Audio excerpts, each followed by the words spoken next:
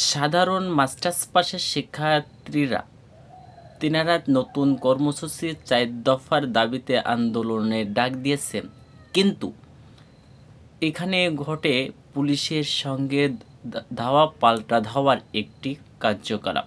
তাদের একটি ন্যায্য দাবির জন্য তিনারা আন্দোলন করছে, কিন্তু পুলিশ তিনাদেরকে বাধা দিয়ে বুঝিয়ে দিয়েছেন স্বৈরাচার পালিয়েছে, কিন্তু স্বৈরাচারের দোসর এখনও এদেশে থেকে গেছে।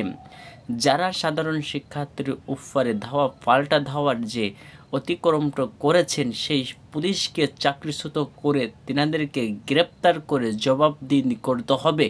এরাই এই জুলাই বিপ্লবী ছাত্রদের বুকে গুলি চালিয়েছে বলে আমি দাবি করছি। এবং